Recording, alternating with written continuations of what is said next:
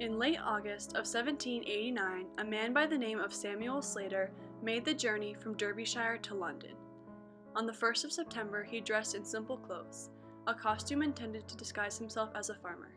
Sewn into the lining of his jacket were his apprentice indenture papers, and in his mind were the plans for the Arkwright cotton spinning machinery.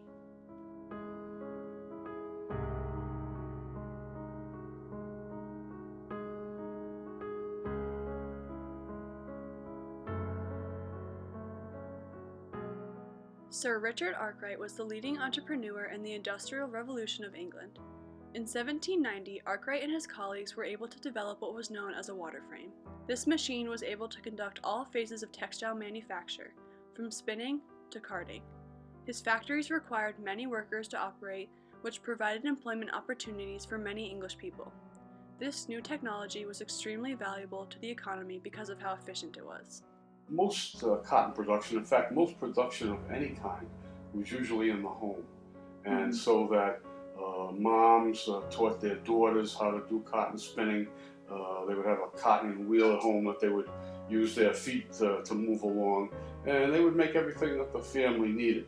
There may have been a few instances where several people got together and did it in concert, almost like a mini factory, but for the most part, it wasn't until Slater's mill when they introduced machinery.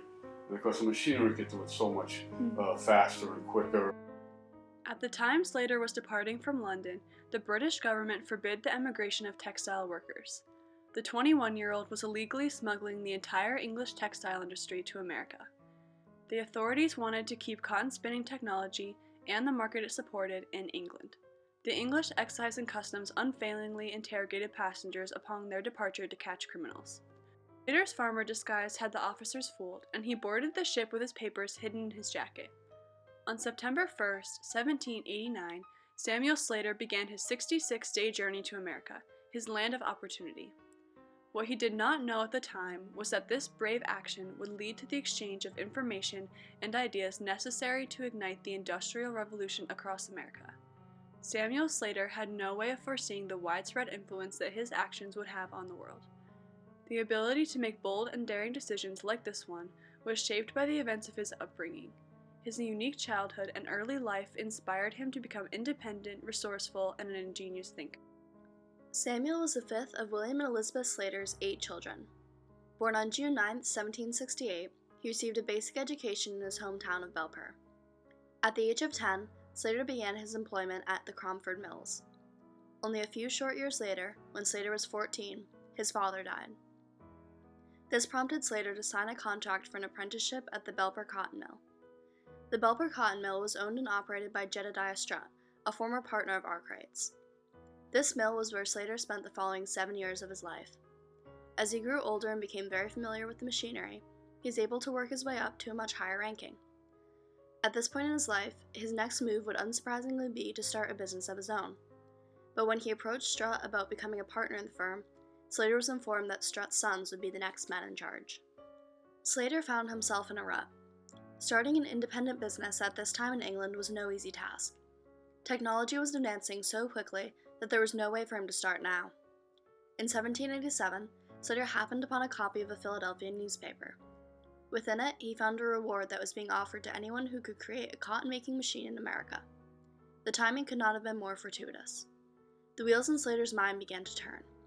If the Americans were willing to pay £100, a good sum of money back in the 1780s, for the type of knowledge Slater possessed, then maybe America was the place where he could make a name for himself. In the United States, a select group of Americans knew that unless the American people could develop their own textile industry, they could never be fully independent from England. These Americans speculated that if a British businessman could be enticed into the United States with financial bonuses, they could bring the textile industry across the pond. Samuel Slater arrived in New York City with an unquenchable thirst for power within the Industrial Revolution of America. He began work with some anachronistic hand-operated machinery. He was dismayed by the outdated equipment and knew that a textile company would need to have access to a livelier water source to power the Arkwright-style frame he hoped to build. In New York, Samuel heard of a man named Moses Brown, a wealthy and influential merchant from Providence who was interested in improving local mills. Slater penned a letter seeking a job and eagerly awaited a response. The timing was perfect. Moses Brown offered the younger man the position of mill manager, and so Slater left New York and went to Providence, Rhode Island, which had a vast ocean and a river, perfect for the kind of water power required for his machines. Once beginning work with Brown, Slater quickly proved that he was knowledgeable about the process and machinery. Slater saw the old hand-cranked equipment in the Providence mill and told Brown that he could build a version of Arkwright's water-powered machinery instead. Brown agreed, and a deal was struck in which Slater would get to keep the mill's profits once it went into operation. With the help of skilled mechanics lured from nearby shipyards, Slater was able to build the machine in little over a year. A common goal and Slater's determined leadership inspired innovation of a new kind. People were incredibly excited by the new possibilities the machinery would make available. In December 1790, this machine, the first of its kind in the United States, was finally in operation. Moses Brown and his son-in-law, William Almy, were very impressed with the mill and machinery that Slater was able to produce. So they took Slater into partnership with them, and they decided to build an entirely new mill from the ground up. This mill was located in Pawtucket and became known as Slater Mill. The mill has often been called the birthplace of the American Industrial Revolution. In 1791, Slater married Hannah Wilkinson, the daughter of a successful Rhode Island nail manufacturer. She had an idea for making sewing thread out of fine cotton yarn rather than linen, which was the standard at the time. Linen was expensive, so using cotton was a much cheaper alternative.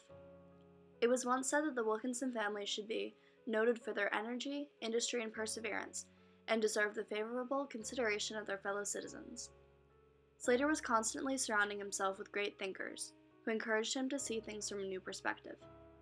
Hannah's new husband, her father, and her brothers were interested in setting up a business venture with the idea, and they went into partnership together in 1798. The new firm was known as Samuel Slater and Company. Samuel Slater and Company was the first of many private corporations that chose to manufacture goods in factories rather than produce them in the home. This gradual shift to industry was the beginnings of what is now called the Industrial Revolution. Samuel Slater, bringing these new ideas and lifestyles from England, forced those living in New England to encounter a new way of life.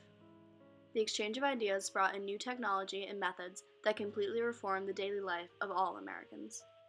The impact of the Industrial Revolution was not simply felt within the cotton-making line of business. America's social order, economic situation, and culture were forever altered. Industrialization improved the lives of the upper and middle class, millions of people across the country. By giving Americans the ability to domestically produce items such as cloth, importation became less of a necessity. The shift to industry allowed America to become more independent from England in an economic sense. The United States could now establish itself in the world economic market, increasing its wealth and status.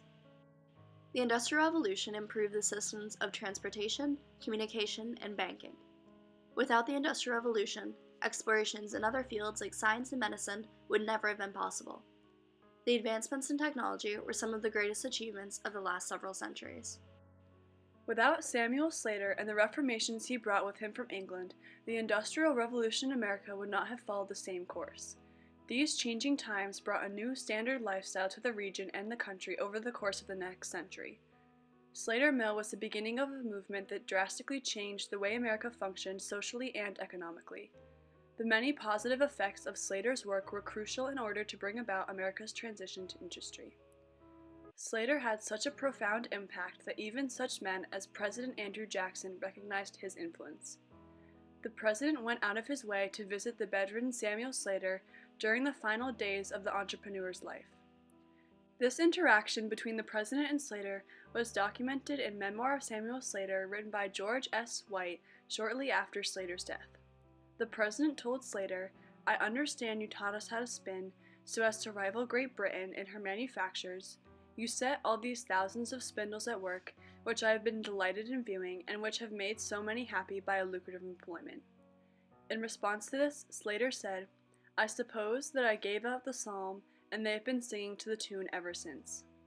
This encounter is a true testament to the importance of the accomplishments of Slater's life and work. The powerful nation we know today would not exist without the daring man who was Samuel Slater.